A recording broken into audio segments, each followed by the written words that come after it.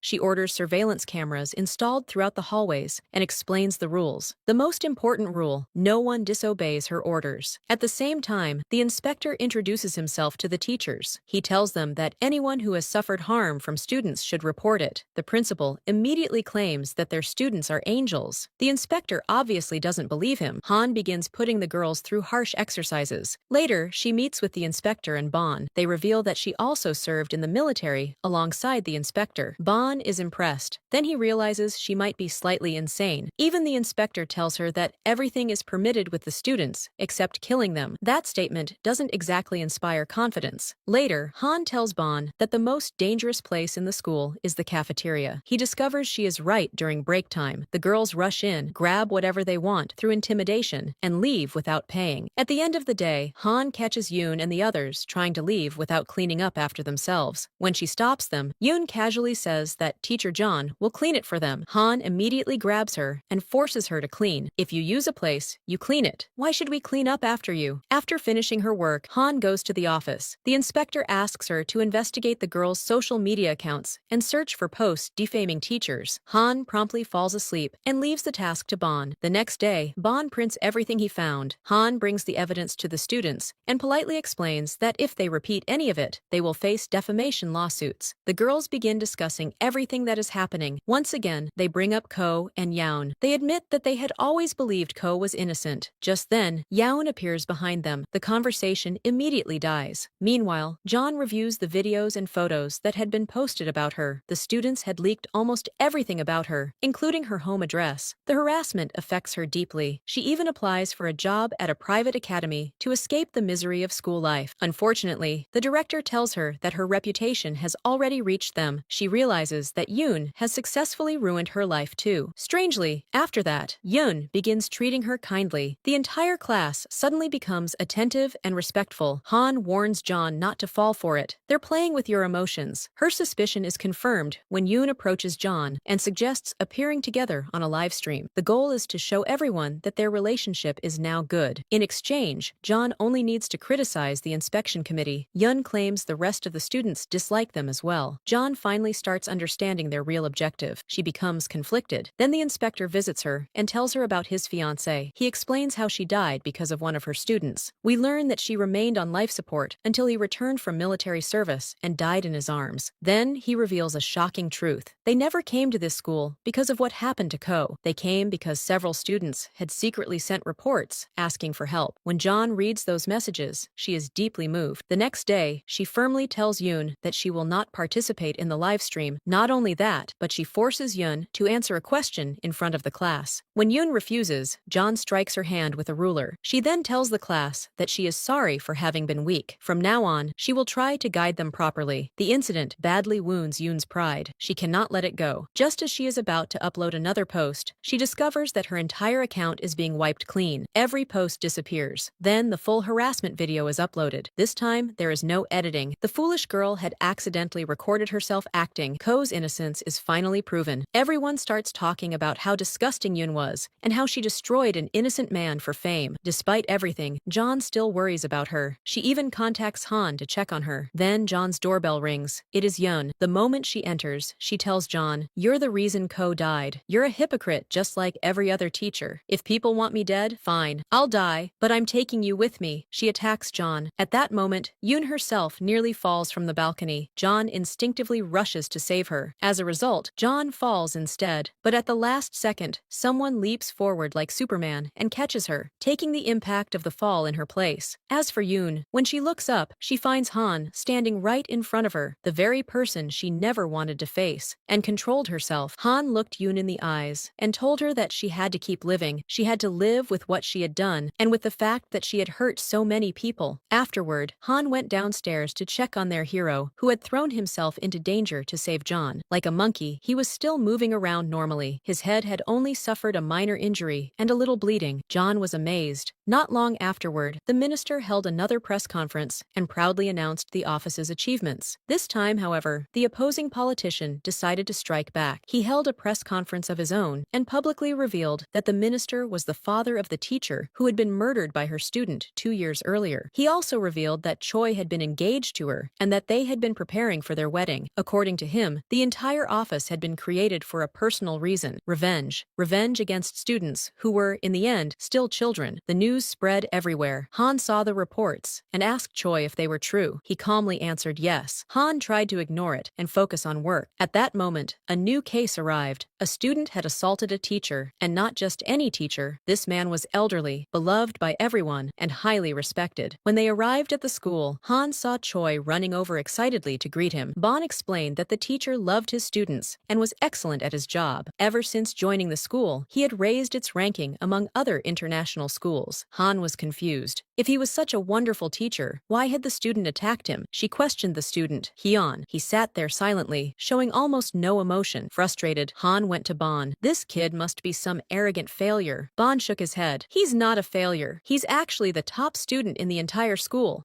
Han was stunned. She returned to Hyun. You're getting grades like these. How could you throw away your future by attacking a teacher? And not just any teacher, Teacher Cheol? Meanwhile, Choi sat with Cheol, talking as usual. He asked why Hyun had attacked him. Cheol explained that Hyun attended a special study group he had created. However, Hyun often skipped classes and seemed dissatisfied with the lessons. Cheol eventually visited his parents to discuss the issue, but they were busy running their restaurant, so he chose not to burden them further. After that, Hyun suddenly attacked him. On the other side, Hyun finally told Han his version of the story. Cheol had visited his family for no apparent reason. Shortly afterward, the tuition for Hyun's academy classes stopped being paid. Then, he discovered that his parents were facing financial difficulties because someone had reported their restaurant for building violations. As a result, he had to start taking private lessons. Cheol noticed that too and asked for the name of the private tutor. Soon afterward, the tutor suddenly informed Hyun that he could no longer teach him because he wanted to focus on his own future and university plans. From Hyun's perspective, none of those events were coincidences. He was convinced that Cheol was responsible. Han found the story believable. Furious, she confronted Choi. She found him happily watching videos of Cheol and praising him. That's enough, she snapped. Maybe those people are right about you. Maybe this office really is just about getting revenge on students. Choi simply looked at her. If that's what you think, fine. Then he walked away. Meanwhile, Bon reviewed the rankings of the school's top students. As expected, Hyun ranked first, but he noticed something strange. The next 10 students all attended the same academy. He visited the academy disguised as a student. The staff refused to let him in and nearly realized he wasn't actually a student. Luckily, Joe appeared and greeted him, which helped him avoid suspicion. The two went to eat together. Some of their old classmates joined them. Seeing how much their lives had improved, Bon felt proud of the work they were doing. Later, while writing his report, he noticed Han running across the field, furious. As she ran, she remembered her own past. She had once been bullied at school, too. The only person who had helped her was Choi. He had told her, just ask for help and I'll help you. She had begged him for assistance. From that day forward, her entire life changed. That was why she was so angry. The man who had saved her couldn't possibly be the villain she was imagining. The next day, she realized she had been wrong. She confronted Cheol directly. Let's be honest. You want Hyun punished, so he can't take the upcoming exam. If Hyun missed the exam, his ranking would drop. That meant student number 11, Soo, would move into the top 10. Every student from second place onward would rise by 1 rank. And by pure coincidence, all of those students attended the same academy. The academy connected to Cheol. Han continued. Yeon, a student from your old school, also told me she was supposed to receive a scholarship and attend this school, but you ruined her family's business and her studies so she couldn't keep up. That's how Soo ended up taking her place. Cheol dismissed everything as nonsense. Then, he arranged a meeting with Soo's mother. She turned out to be an extremely wealthy woman. She had forced her daughter into the school and hated the fact that Soo ranked 11th instead of among the top 10. Cheol promised her that even if Hyun took the exam, her daughter would still surpass him, as long as she focused and memorized the answers correctly. In return, the woman promised to support him heavily. Back at school, Han was still upset. Bon explained that she had misjudged Choi. From the moment Yoon had been arrested, Choi had questioned her and learned what had made her hate teachers so much. That was why they had come to this school in the first place. Their true goal was to save Hyun from Cheol. Han was shocked. Why didn't he tell me? Now she felt even worse for doubting him. Unfortunately, before they could celebrate, disaster struck. The team was suddenly arrested because of their investigation methods in previous cases, and because of their accusations against the perfect teacher, Cheol. Even the minister was arrested. Choi immediately concluded that this had to be a plan orchestrated by Cheol and the parents supporting him. Their goal was obvious: keep them locked up until after the exams so they couldn't help Hyun. The minister turned to Bon. Didn't you ask me to transfer you out of the team? Bon awkwardly smiled. I changed my mind, sir. I ended up liking all of you. The minister sighed. Just listen to me. Then he signed Bon's transfer papers. As a result, Bon became the only member of the team who was still free. The exams began the next day. Cheol reviewed Sue's answer sheet. He was shocked. The girl who had supposedly memorized every answer got nearly everything wrong. How was that possible? Then he realized something. The exam had been altered. He rushed to stop the next test. Just then, Choi appeared after finally being released from jail. Well, teacher, you don't actually have the authority to stop an exam. He chased Cheol away. Cheol tried once again to interfere. Choi smiled. Let's hear it together. Then he played the recorded conversation between Cheol and Sue's mother for the entire school. Not only that, Choi revealed the truth. The exam itself hadn't been changed. Only the order of the questions had been rearranged. Sue, who was supposed to be ranked 11th, didn't truly understand the material. She simply answered according to the leaked version she had memorized. It was like the famous exam leak scandals, where students memorize answers without understanding the questions. That simple change exposed everything. Hyol had been leaking exam papers, and the person who secretly rearranged the questions was Bon. Through that clever move, they finally caught him. At the same time, the minister appeared before a public hearing that was being broadcast live. People questioned whether the office had really been created for personal revenge. The minister answered directly, "Revenge? If that's what improves the education system, then fine." Then he publicly exposed Cheol and all the parents who had bribed him. One of those parents even belonged to the same political party as the politician attacking him. The entire group was humiliated. The minister then made one thing clear: their office didn't only investigate students, it also held teachers accountable. Teachers were supposed to guide students, not exploit them. As a result of their success and their exposure of Cheol's crimes, public opinion shifted in their favor. Hyun personally came to thank them. He was deeply emotional. They encouraged him to stay focused on his future. When Cheol was finally arrested, Choi brought him to Yeon. He told him that because of his actions, Yeon had ended up in prison. Then a very unusual case arrived. This time, it involved an elementary school. On their very first day there, a teacher tried to take her own life after sending her mother a message asking her never to forgive a certain person and to read her diary. Han stopped her just in time. She pretended not to realize what the teacher had been trying to do, sparing her the embarrassment. Afterward, Han conducted psychological evaluations on her and the rest of the teachers. Based on the results, she told the teacher that she needed time off. She also revealed that the teacher's own mother had contacted the office and asked for help. The teacher worried about whoever would replace her class. He'll be destroyed, Han reassured her. The new teacher is very strong. That new teacher turned out to be Choi. For once, he abandoned his usual black clothes because he was now dealing with small children, and the children completely exhausted him. Teacher, make me a frog. Teacher, I need the bathroom. All day long, he ran back and forth helping them. When he returned home that evening, he talked to himself, looked at a picture of his fiancée, and asked, "Was your job really this hard?" The truth was that the previous teacher, Sun, wasn't struggling because of the children. She actually loved teaching. On her first day, she warmly welcomed her students and encouraged them to introduce themselves. One boy seemed shy, so she kindly helped him. Then she received a message from his mother, asking her to be careful with how she spoke to him because his feelings might get hurt. Sun understood, but the mother didn't stop there. She started sending constant complaints about everything. Eventually, she became obsessed. She tried controlling Sun's clothes, her life, and even her social media. At one point, the woman publicly criticized a photo Sun posted with her friends, complaining about drinks on the table and countless other ridiculous things. When Sun finally reached her limit, she reported the problem to the principal. The principal simply told her to remove Instagram and let the matter go, so she did. Unfortunately, the mother continued harassing her. She demanded Sun's phone number. When she didn't get it, she found it herself and started bombarding her with calls and messages. Sun tried focusing more on the boy. She even created a special room for him to make him happy. Then everything collapsed. One day, while playing, another child accidentally bumped into him. The boy reacted by punching the other child in the eye. Despite what happened, his mother insisted that her son shouldn't apologize because he was the victim. The other parent was initially willing to move on, but after hearing that attitude, she became furious. "My son's eye could have been permanently damaged," the mother replied casually. "Fine, let's have a school violence hearing and see who was really at fault." When the hearing determined that her son was responsible, the woman went to son's house and threatened her. The harassment continued. Soon afterward, the boy's father appeared at school. He was huge. He shoved son aggressively. Her life became a nightmare. Eventually, son filed a complaint against the mother. The mother immediately filed one of her own, claiming son was psychologically abusing her son. Son asked, "What will you do if I'm proven innocent?" The woman calmly replied, "I'll apologize. That's the law." For months, son remained under investigation. When she was finally cleared, nobody cared. The mother had spent months destroying her reputation. The stress became so severe that son developed serious psychological problems, and half of her face became paralyzed. When Choi learned all of this, he decided to deal with the mother personally. The first thing he did was ask her son to solve a simple problem in class. She immediately rushed over and scolded him for embarrassing her son in front of everyone. Even though the boy had solved it correctly, Choi calmly manipulated the conversation, speaking politely and gently, the complete opposite of how she had treated son. To her, he became a complete disaster. He constantly called her, sometimes for important reasons, sometimes for no reason at all. One day, he called 4 times in a row just to ask how she usually woke her son up in the morning. Furious, she confronted him and tried threatening him with her husband. "Just so you know, my husband is very angry." Choi immediately escalated the situation. He went straight to her husband's workplace and pretended to be a helpless victim, repeatedly apologizing and begging for forgiveness. The public scene embarrassed the man so much that he nearly hit Choi. Instead, Choi hit him first. "What is this nonsense about your husband being angry? Every time your wife says that, are we supposed to care? Whether he's angry or exploding, what does that have to do with us?" The husband became furious with his wife. Burning with rage, she went to the principal to complain. This time, the principal answered her directly. "Is your son the only person with a family? My teachers have families too. People care about them too." The woman scoffed. "Oh, so now you all think you're important?" She decided to gather the other parents and turn them against the entire school. When she arrived at the meeting, she found Choi already there. He had already told everyone everything. Not only that, he had filed a complaint against her for how she treated her son, especially after dragging him home by force and humiliating him in front of the class. She angrily asked, "What will you do if I'm proven innocent?" Choi smiled. "I'll apologize. That's the law, isn't it?" Soon afterward, her reputation collapsed. People began saying that she was the same woman who had driven son into psychological ruin through her extreme behavior. Consumed by anger, she went looking for son. She saw son running from her home toward the school and chased after her. Suddenly, Choi appeared in front of her. For the first time, he introduced himself properly, and then he told her that she wouldn't get away with what she had done to son. The woman immediately shot back, saying that son wouldn't get away with what she had done to her son either. So Choi showed her the truth. Her son actually loved and respected son, unlike his mother. In fact, he had called son and asked her to come. That was why she had run all the way from her house to the school. When they met, the boy burst into tears and sincerely apologized to son for all the trouble his mother had caused her for no reason. Choi then looked at the woman and said, "If you want your son to grow up selfish, only caring about himself, never admitting his mistakes, and never apologizing when he's wrong, then keep raising him exactly the way you are now. Call it positive parenting if you want." Those words hit her hard. For the first time, she realized how wrong she had been, but even that wasn't enough. Later, we see her standing in court as the prosecutor lists all the crimes she committed against son: threats, stalking, harassment, and defamation. Yet because son was a teacher and the woman was a parent, the law had protected her far more than it would have protected an ordinary victim in the same situation. Only then did she truly begin to understand the severity of her actions. As usual, the minister held another press conference. This time, he announced that the ministry would begin discussing stronger protections for teachers against abuse of authority by parents. He publicly apologized to every teacher who had suffered because of such treatment. Many people were deeply moved, especially after learning the story of his daughter. Meanwhile, Choi sat alone at home, holding his fiance's diary. As he flipped through the pages, he found an entry she had written shortly after transferring to a new school. She had written that her entire attention had become focused on one particular student named Cho. Tragically, that student was the very same person who later killed her. As we already know, Choi still hadn't moved on. We see him reviewing her case file again. Through the documents, we learn that she had gone to meet Cho at school. There, He stabbed her with a pair of scissors, leading to her death, trying to pull him away from those painful memories. The minister himself comes to eat with him. When he notices Choi reviewing the file again, he warns him, if this job ever becomes personal, it stops being justice and becomes revenge. And that's not right. Choi promises to control himself better. Later, he joins the rest of the team. They are driving somewhere when they suddenly witness a group of teenagers stealing a car. Inside the vehicle is a girl whose hands are tied. The team immediately tries to stop them. The teenagers panic and speed away. A high-speed chase begins. The kids drive recklessly, causing one disaster after another. Finally, Han manages to stop them by throwing a wheel under their vehicle, forcing it to come to a halt. When Choi approaches them, the teenagers smirk. We're juvenile offenders. What? We're 14 years old. They say it proudly, as if it makes them untouchable. When the police arrive and their teacher comes to pick them up, the team learns something shocking. Reports had already been filed against these kids before. The teenagers knew the law extremely well and constantly exploited it. The minister arrives to release them. Before he can even mock the team for getting outsmarted by a bunch of kids, they notice the same teenagers outside vandalizing his car. The kids run away laughing. The minister immediately says, "All right, gentlemen, let's visit their school." And so they do. The investigation begins. The first thing Choi does is order the boys to write apology letters for what happened the previous day. Meanwhile, Han questions their classmates, trying to learn more about them. Everyone is terrified. Nobody wants to talk. Han and Bon then focus on the girl who had been kidnapped in the stolen car. Maybe she knows something. When they check school records, they discover that she was marked present, but is nowhere to be found. That means she definitely came to school. Someone must have hidden her somewhere. Bon searches through the students' social media accounts and eventually finds photos showing them standing near a locked storage locker. The team rushes there. Sadly, their suspicions are correct. The girl is trapped inside. They immediately take her to the clinic. There, she finally tells them everything. Her life had been perfectly normal until she decided she wanted to lose a little weight. One of the boys recommended some pills. He told her that even famous idols used them. After trying them, she liked the effects and kept going back for more. The boy gradually raised the price. Eventually, she ran out of money. By then, she had become dependent on the drug. The boy offered her a solution. She could work for him. In exchange, he would continue supplying the pills. Soon, he had her selling them to others as well. Whenever she tried to quit, he and his friends beat her. Eventually, they locked her inside that storage cabinet. Desperate, she reported them to the police. The police arrested them. The next day, they were released. The boys immediately returned to torment her, and they reminded her, "We're 14 years old. The law can't do anything to us." They had only received a warning, nothing more. That was why they were so confident. Later, when Choi demands apologies, the boys refuse. Han explains that these aren't ordinary troublemakers. They're drug dealers. The boys simply laugh. "The law will forgive us. We'll stop when we're older, or arrest us if you can." Choi smiles. Gladly, after school, he grabs them and throws them into a vehicle. Then, he takes them directly to prison. The boys can't believe it, but the minister has already made arrangements with the prison director. The teenagers are allowed inside. They are humiliated from the moment they enter. The boys immediately start begging to leave. Han calmly tells them, "If you can beat me, I'll let you go." The boys think numbers will overwhelm her. They are wrong. Han destroys all of them in seconds. After that, Bon becomes responsible for teaching them. If they don't pay attention in class, Han is always ready to encourage them. Even then, they continue acting arrogant. One day in the cafeteria, Choi approaches them. "Why don't you use that 'we're minors' excuse now?" Then he sends them to the back of the line. The regular inmates eat first. Not only that, they take all the best food. The prisoners begin treating the boys like entertainment. Later, the teenagers are assigned dishwashing duty. They become miserable.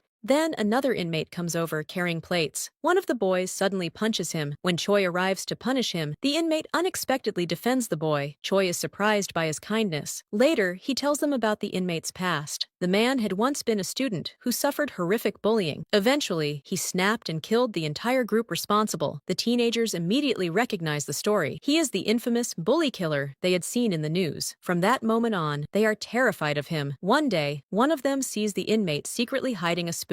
Instantly, he becomes convinced the man plans to murder him with it. When prison staff later discover that a spoon is missing, the inmate openly admits he has it. They search him but find nothing. Suddenly, the spoon appears. The terrified teenager panics and runs. The others quickly restrain him. The poor boy ends up crying hysterically. Meanwhile, outside prison, the parents of the juvenile offenders organize protests against the protection office. The minister addresses them directly. "Yes, this treatment must seem harsh. After all, your children children are angels, aren't they? Then he invites them to visit the school the next day. When the parents arrive, they are overjoyed to finally see their children again. Immediately, they begin attacking the minister. Our children are too young for this. The minister calmly responds, too young for what? Then he reveals the pills their children have been distributing. The parents immediately claim they are just diet supplements. Without hesitation, Choi forces one of the parents to swallow a pill. The parent immediately spits it out. Suddenly, they don't seem so harmless anymore. The minister then reveals another bag containing the real drugs. The packaging is nearly identical. He explains that their children have been distributing illegal substances and fully understand the damage those drugs can cause. If your children deserve protection because they're minors, what about the children they harmed? Those victims are minors too. They have parents who love them as well. The parents begin begging for forgiveness. The team tells them not to beg them. They should beg the girl whose life was destroyed. The girl arrives. Thankfully, she refuses. I will never forgive them. The boys are outraged. Their leader immediately rushes toward her and tries to attack her. I don't care. I'm a minor. Nobody can punish me. Han instantly knocks him down. At that point, the minister orders all of them back to prison. Clearly, they haven't changed at all. Their parents break down crying. When the boys return, the first face they see is the bully killer. They're terrified, especially their leader. For the first time, he remembers something his victim once told him, that he had turned her school life into a living nightmare. Now, he finally understands exactly what that felt like. The bully killer, however, has changed. He helps Choi and never actually harms the boys. He only scares them. Choi thanks him. The man smiles and replies that Choi is the one who deserves thanks. Because of his work, there will hopefully be fewer people who end up like him. Later, one of the juvenile offenders is approached in prison by another inmate. The man casually asks if he knows the leader of the drug organization responsible for the pills. The boy says he knows who it is, but hasn't told anyone. The inmate smiles. Good, our boss doesn't like people knowing too much. Then he suddenly pulls out a knife and attacks. Choi rushes to save the boy. Before he can reach him, another inmate jumps in and takes the stab wound in his arm. That inmate turns out to be Cho, the same Cho who murdered Choi's fiancée 2 years earlier. Seeing him again shakes Choi deeply. Even so, he remains nearby until Cho receives treatment. Afterward, Cho approaches him, drops to his knees, and apologizes. He says that Gae-yeon had been the only person who was ever kind to him, the only person he ever truly loved. Choi can't bear listening. He turns around and walks away. Not long afterward, we discover that Cho was acting the entire time, and just when it seemed like we might actually feel sorry for him. Soon afterward, the minister speaks with Choi. He tells him that feeling upset after seeing Cho again is completely natural, but he reminds him of something important. He's no longer Gae-yeon's fiancé. He's now an inspector for the protection office. Later, the team returns to headquarters. There, they find an exhausted man carrying stacks of documents. He desperately begs them to save him and save his son. The man explains that he suddenly began receiving calls from people claiming his son owed them money. At first, he and his wife assumed the amount was small. Then they discovered the debt had reached 85 million won. They were horrified. They sold everything they owned to repay it. They begged their son to stop gambling. They believed it all stemmed from a game. Afterward, they even replaced his smartphone with a simple button phone, but someone gave him another touchscreen phone. The boy returned to gambling immediately. Soon afterward, debt collectors appeared at the father's workplace and beat him in front of all his co-workers. Desperate, he begged his manager to accept his resignation and at least pay him his retirement compensation. Even after that, the debts continued growing. His son never stopped gambling. Then one day, the boy disappeared. He left behind a message saying he couldn't face his parents anymore. The father spent months gathering evidence. The police never helped him. The protection office was his last hope. The team is deeply moved by his story. Without hesitation, they begin the investigation. Bon infiltrates the boys' school, disguised as a new student. Through the camera hidden in his glasses, he records everything. He quickly discovers that many students are playing the same online game. One of them suddenly wins 1 million won and decides to treat his friends. Bon joins them. The student starts playing in front of him and keeps winning. When Bon asks whether it's gambling, the student immediately denies it. Gambling? No way. We're just playing a game. Bon later reports that this is exactly how the system attracts new players. The game lures them in with easy victories. Soon, Bon downloads the game himself. He even receives 50,000 won as a registration bonus. When Choi hears this, he comments that gambling is especially dangerous for someone as confident in mathematics as Bon. Perfect. Then play and show us. Bon starts playing. At first, he wins. Naturally, greed takes over. He raises the stakes. Then, he starts losing. He spends the entire night playing. By the next morning, he's practically addicted. The students immediately recognize what happened. They tell him that if he's short on money, he can borrow some. All they need is his mother's phone number as collateral. Bon accepts. They lend him 1,000,000 won, but they only hand him 800,000. Then they explain that the loan carries a 10% daily interest rate. After calculating the numbers, Bon nearly cries. At that rate, he'll be bankrupt in no time. The students simply shrug. So what? Eventually, they call Han, using the number Bon provided, pretending she is his mother. Han deliberately ignores them. The students conclude that Bon's family doesn't care about him. As a result, they decide to expel him from their circle. Choi orders Han to keep a close eye on him. She does. Unfortunately, she gets hungry. The moment she leaves to buy food, Bon disappears. A black vehicle arrives and kidnaps him. Several other teenagers are inside. Everyone is forced to hand over their phones. Fortunately, Bon manages to secretly drop his own phone out the window before anyone notices. He soon discovers that the gang forces teenagers to commit crimes such as theft. They want him to participate too. Bon refuses. He even stops others from stealing. For that, he is taken to the gang's headquarters for punishment. Meanwhile, the rest of the team desperately searches for him. Han feels incredibly guilty. Choi reassures her. We'll find him. Inside the hideout, Bon is assigned to the messaging team. Their job is to send promotional texts to random numbers, inviting people to join the gambling game. He wants to use the computer to contact his team. Another boy secretly warns him that everything is being monitored. The gang members catch him anyway and beat him. Things get even worse later. When Bon accidentally wets himself while sleeping, they prepare to beat him again. Thankfully, he manages to stop them. He claims he can repair the broken server that has been causing problems for the organization. The gang becomes interested. Instead of punishing him, they put him to work. Soon they take him directly to the gang leader. The man holds a knife to Bon and gives him a simple warning. If you fail, I'll take one of your eyes. So Bon has no choice. He sits down and begins trying to solve. When the plan succeeded, they treated him very well. Meanwhile, his team couldn't find any leads because the car had been stolen and vanished without a trace. So they brought in Han, the kid who used to lure children into the game. They asked him about the game's logo. When he pointed it out, they discovered that Bon had been incredibly clever and had secretly sent them a message through it, revealing his location. They rushed to the place, only to find it empty. At that moment, Choi guessed that Bon might have spotted that location from where he was being held. They headed to the building facing it, and sure enough, that was the right place. Han was furious. She stormed into the gang's hideout, demanding to know where he was. Look, he's this kid who seems kind of foolish and careless, but he has small eyes, and he's handsome. Choi completely ignored the fighting going on around him and asked, "Who's this handsome guy you're talking about?" Han ignored him and immediately started questioning everyone she could find. At last, the missing children appeared, including the handsome boy. Han rushed over to make sure he was safe. Choi told her, "I'll leave you to your reunion. I'm going after the boss." Bon had already revealed the leader's location. When Choi arrived, he found only the gang members. After beating information out of them, he learned their boss had escaped and immediately chased him down. He caught him and broke his arm. The man dropped to his knees, begging for mercy. Choi said, "Let's play rock, paper, scissors." Just like Squid Game, Choi won every round effortlessly since the man's broken fingers could barely move. Then Choi said, "This is what you did to those children. You took away their families, their education, and their lives." And he hit him again. Meanwhile, Han and Bon rescued Jae, the boy who had warned them they were being watched. They discovered he was actually the son of the man who had first asked them for help. Later, the father thanked them and admitted to the minister that he was terrified his son might fall back into trouble. The minister replied, "We'll help you take responsibility for him." At the same time, Choi told his son that his best friend had secretly worked with the gang and deliberately dragged him into the game. The friend had even given him another phone after his parents confiscated the first one. His son was devastated. The boy tried to defend himself, claiming the gang had threatened him too. When Choi said they would all be held accountable, the children started crying. "We're just kids. The adults who used us should be punished. We're victims too." Choi replied, "The real victims are your parents. They worked themselves to exhaustion, sacrificed everything, and endured humiliation for your sake. Yet you had countless chances to stop and never did because you loved easy money." His words finally reached them. As punishment, Choi forced them to work part-time jobs and use their wages to repay their own debts instead of burdening their parents. He also confiscated their phones. Han wanted to do the same to Bon after realizing he was still obsessed with conspiracy theories. She even called Choi to report him. Meanwhile, the minister met with a rival politician. The politician smirked. I heard you're using what happened to your daughter to gain support for the presidential election. The minister smiled. Interesting how quickly you hear everyone else's news, yet you somehow don't know. Your own party is holding a meeting today without you. The politician was furious. Soon, an opportunity appeared. A police officer handed him a flash drive containing information that could damage the protection office. Not long afterward, he visited Cho in prison. It was obvious he had no intention of letting the matter end quietly. Meanwhile, the team was conducting large-scale school screenings. Officially, they claimed the program was for disease detection. Everyone knew the real purpose. They were searching for illegal substances among students. Their next stop was Seonyeon School, famous for sending many students to Seoul National University. Upon arrival, they found a classroom occupied by only a handful of students. Bon explained, "These are the school's top students. They all want to become doctors." They noticed one boy looking unwell. When they checked on him, they found him bleeding and rushed him to the infirmary. What shocked Choi was the reaction of the other students. No one seemed concerned. Their attention never left the exam. Even the boy's mother arrived and immediately told him to continue. When he said he was too sick, she replied, "That's fine. Everyone else is tired too." Then she handed him unidentified pills. He swallowed them, endured the pain, and finished the test. Later, students were told they needed to undergo screening. The moment the mothers heard, they rushed to the school and tried to stop the process because their children had private lessons scheduled. They confronted Choi and threatened him. Choi calmly replied that the office had full authority. "If you're worried about lost study time, they can take the test tomorrow morning before school." The mothers insisted their children would never touch drugs. Choi answered, "We're trying to protect your children. We don't want any of them suddenly dying." That response immediately unsettled them. Meanwhile, in prison, the politician questioned Cho about his injuries. News stations quickly picked up the story. The media blamed Choi and the protection office, arguing that imprisoning minors had led to everything that followed. Han and Bon tried to contain the fallout. Choi didn't care. The next day, the parents brought their children for testing. Soon afterward, exam results were released. Min's mother was horrified by his grades. When he explained that he had been sick and had even fainted, she dismissed the excuse and reminded him of all her sacrifices. It was revealed that they originally lived outside Seoul. For years, she had dreamed of turning her son into a doctor. Although he was naturally intelligent, she was shocked by the level of competition after moving to Seoul. She sold their large home, moved into a tiny apartment near the school, and even removed his bedroom door so she could monitor him constantly. Her husband thought it was absurd. She replied, "Your brother became a doctor, and everyone respects him. My son will do the same." Their son studied endlessly to satisfy her, yet she always demanded more. She investigated where top students studied and eventually identified the most influential parent among them. She bought expensive gifts and humiliated herself trying to gain access to elite teachers. When that failed, she begged for advice. The wealthy woman finally gave her pills. They improved concentration. Afterward, Min's grades improved dramatically, and he was accepted into the elite class. But the screening exposed everything. Choi informed the parents that the substance was illegal and ordered them to stop immediately. Then a doctor delivered alarming news. Min's results were the most dangerous. His mother had searched online for stronger concentration enhancers until she eventually found a drug dealer. Without realizing it, she had trapped her own son. As long as his grades rose, she ignored the damage. By then, Min was completely dependent on the drugs. He begged for more. Just as his mother was about to give them to him, Choi arrived. Terrified, she refused to open the door, so Han climbed in through the balcony. The team stopped Min from taking more pills and rushed him to the hospital. Choi then confronted his mother. The tragedy was that she had known from the beginning. She had seen how badly the drugs were affecting her son, but ignored it because his grades kept improving. When she demanded to see him, saying he needed to keep studying for medical school, Choi replied, "If you love medical school so much, get in yourself." He brought all the schedules and textbooks she had forced on her son. "When you earn the grades required for medical school, I'll let you see him." She thought he was joking. He wasn't. He made her live exactly as her son had. She received the same tiny meals. She was barely allowed to sleep. Whenever she closed her eyes, Choi woke her up. He even removed her mattress. When she demanded an explanation, he replied, "You removed your son's door so you could watch him all the time. Comfort shouldn't matter to you either." Meanwhile, Min initially suffered severe withdrawal symptoms, but eventually he realized something. Deep down, his mother's pressure had made him want to die. The pills temporarily erased those feelings. That was why he became addicted. If he had taken them to escape death, then he would quit them in order to live. Gradually, he recovered. One day, his mother finally broke down and tried to escape. When Choi stopped her, she cried, "I sacrificed my entire life for my son." Choi replied, "No, your son sacrificed everything for you." Flashbacks showed how she had spent years convincing him to become become a doctor for her sake. Even when it hurt him, he obeyed because he wanted to make her happy. She finally broke down in tears. Later, Min asked Bon, "How do I figure out what I want to do with my life?" Bon answered, "Learn about different fields and choose the one you genuinely enjoy." He introduced everyone to children's books. Min loved them. Even Han, who had mocked the idea, ended up crying while reading. Eventually, Choi forgave Min's mother. When she finally saw her son again, she first checked his health. Then she looked at the notebook, expecting to see study notes. It was completely blank. Her son calmly informed her that he no longer wanted to become a doctor. He wouldn't even take this year's exams because he wasn't mentally prepared. She begged him to reconsider, but he stood firm. "I'm going to live my life my way. Now it's time for you to live yours." Later, the minister announced that anyone caught using concentration drugs or other illegal substances would be banned from taking exams. While reviewing seized evidence, Choi noticed pills collected 2 years earlier. They looked exactly like drawings in his fiance's journal. Beside them was a note. "Will I ever be able to forgive Cho?" Choi suddenly realized there was a direct connection between this case and the drug trade. The situation became even more shocking when the corrupt politician began helping Cho secure an early release from prison with a record of good conduct. Against all expectations, Cho returned to school. Parents were outraged. How could someone like him study alongside their children? Han was furious. Everyone was under pressure. Choi, however, visited Cho and simply said, "Be an ordinary student this time." Cho introduced himself to his classmates. Many mocked him for causing his teacher's death. He ignored them.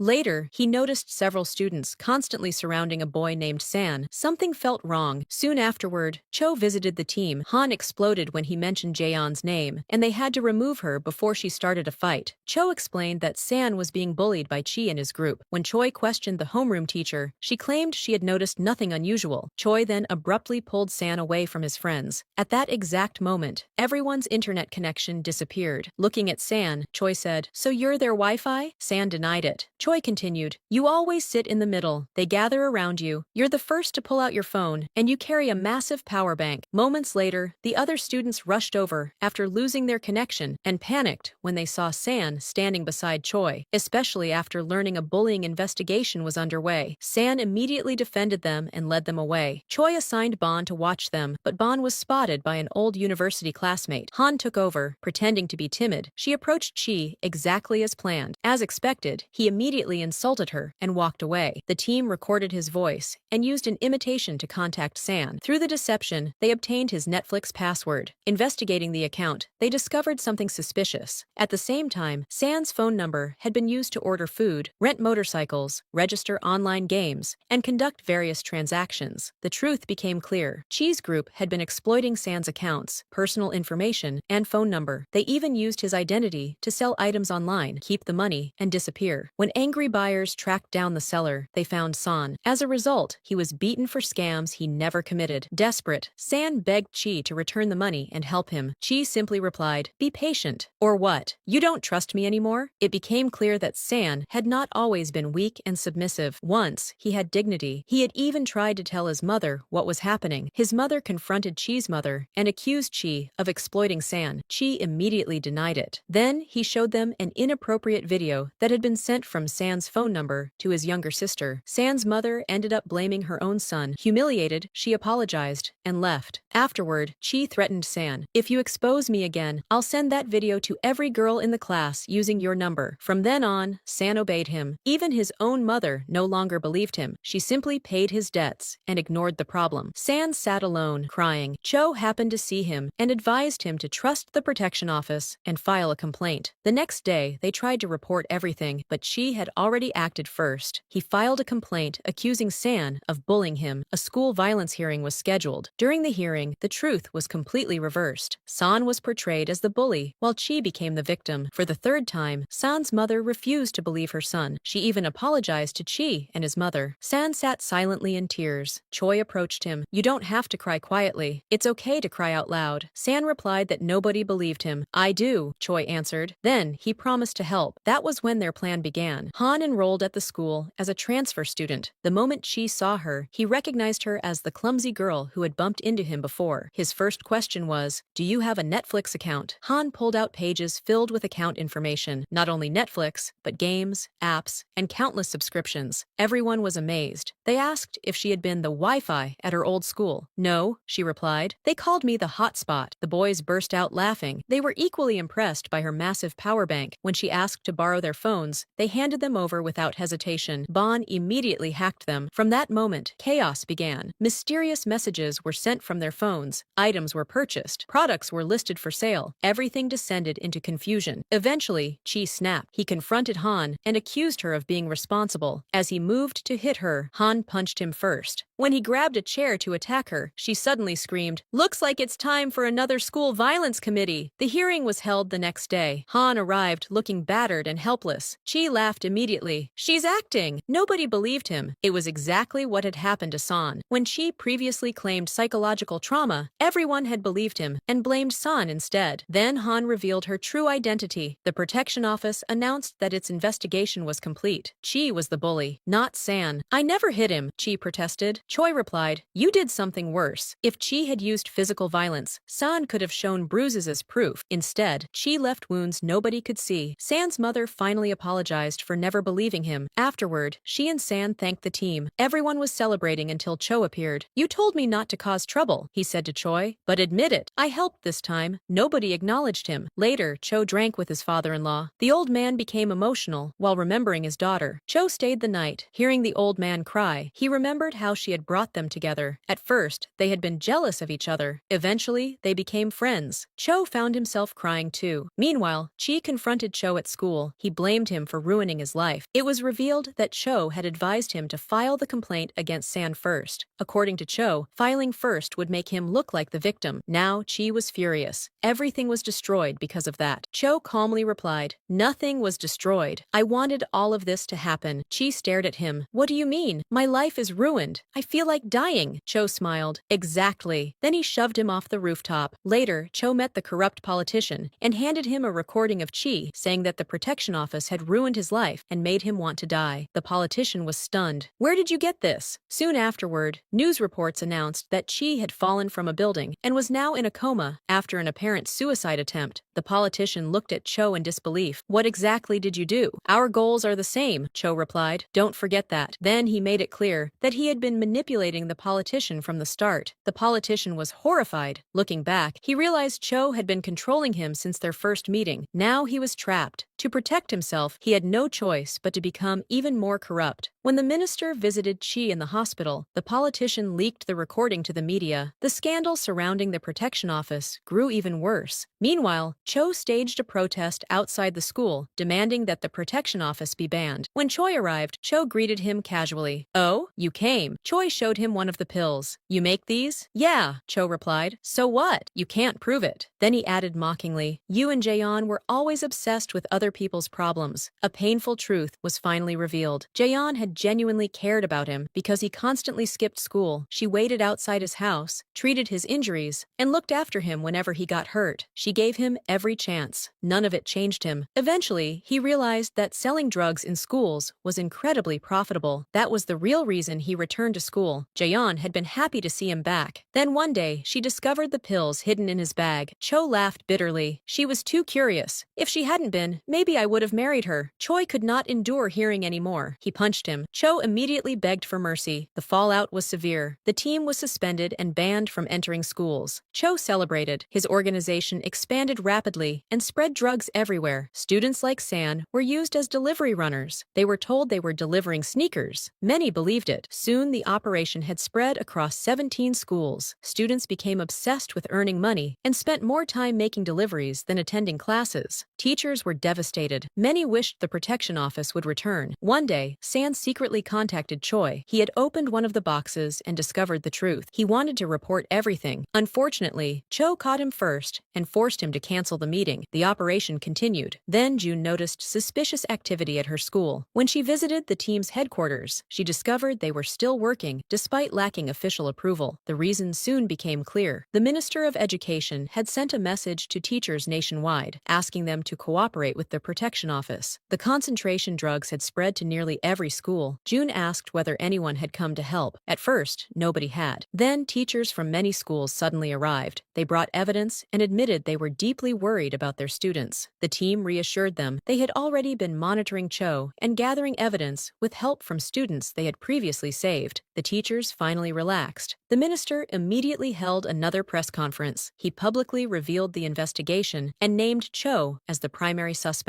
Cho and his men quickly gathered their remaining stock and fled. When the team returned to the schools, the students welcomed them back. They had finally learned the truth about Cho. When investigators searched his hideout, they found it empty except for a locked cabinet. Assuming something valuable was inside, they tried to open it. Then, Choi realized it was a trap. He shouted a warning. The cabinet burst open and released a cloud of drugs. Han immediately shielded Bon and inhaled the substance herself. As Choi rushed to open the windows, he spotted Cho and his men escaping. Then he heard Han shouting behind him, "Did you know I can fly?" And she launched herself at Cho's men. One of them turned to attack her, but fled the moment he saw Choi charging toward him. Han confidently claimed she could handle the remaining two. Unfortunately, the drugs had completely affected her judgment. She got beaten badly. For once, Bon stepped forward. Wearing his expensive gadgets like armor, he charged into the fight. Surprisingly, he actually won. Afterward, he carried Han away and tried to help her recover. Suddenly, she hugged him. Bon immediately panicked. Meanwhile, Choi tracked down Cho. Cho hid behind several terrified students. Choi pushed them aside and went straight for him. At that moment, Cho remembered what had happened 2 years earlier. Jaeon had confronted him after discovering the pills. She had not reported him. Instead, she gave him one final chance to surrender. Cho had cried and pretended to accept. When she stepped forward to hug him, he stabbed her. Then he calmly explained that he was a troubled minor. At worst, he would spend a few years in prison and return. The school drug business was too profitable to abandon. She, however, would die before ever getting married. The betrayal shattered her. Back in the present, Choi repeated Jaeon's words almost exactly. He was offering Cho the same final chance. Cho snapped, "No, that's too much." Before Choi could act, Cho's men threatened San. Cho seized the opportunity and stabbed Choi exactly as he had stabbed Jaeon. He even used San as leverage to prevent resistance. Han witnessed everything. Still affected by the drugs, she begged Bon to wake her up properly. He did. Han immediately rushed into the fight. Once Choi confirmed San was safe, he finally retaliated. He grabbed Cho and beat him mercilessly. Everyone expected him to take revenge. Instead, he stopped. He let Cho live. "This is your last chance too." Cho collapsed in tears. "Who do you and she think you are? Angels?" Choi replied. "No, we're just adults trying to protect you." For the first time, Cho felt genuine regret. He cried even harder. Meanwhile, Choi imagined Jaeon smiling at him. She was proud that he had restrained himself. The minister personally arrived to arrest Cho. He remained calm until he learned that Cho had stabbed Choi. Then he exploded. "That's enough! Do you realize I'm his father-in-law?" The officers barely managed to calm him down. Later, another press conference was held. Standing beside the team, the minister explained that the protection office had never existed to control students. Its purpose was to improve education, protect schools, and help reform those who had lost their way. Later, the team visited Jaeon's grave. It was covered with letters from students. As they walked away, Bon accidentally grabbed Han's hand. Both froze in embarrassment. The minister noticed. Before he could speak, Choi said, "They're crazy about each other. They just don't know it yet." Everyone laughed. Sometime later, the team faced a new case involving a talented basketball player who bullied his teammates. Bon arrived disguised as Choi and looked impressive for about 5 seconds. Then the basketball player stood up. Bon immediately lost all confidence. The athlete practically lifted him with one hand. Han rushed in and got shoved aside. Both ended up on the ground. Their classmates lost hope. Then Choi arrived. He solved the situation the way he always did, by walking over and smacking the player across the face. As for the corrupt politician, he was finally arrested. The minister visited him and revealed that he had known about Cho's recording but deliberately hid it. This was the consequence. The politician shouted, "What are you, some kind of angel who never makes mistakes?" The minister replied, "No, brother, I make mistakes too." Then he punched him in the face. The story ended with justice served, the protection office restored, and Jaeon's sacrifice finally honored. With that, the story ends.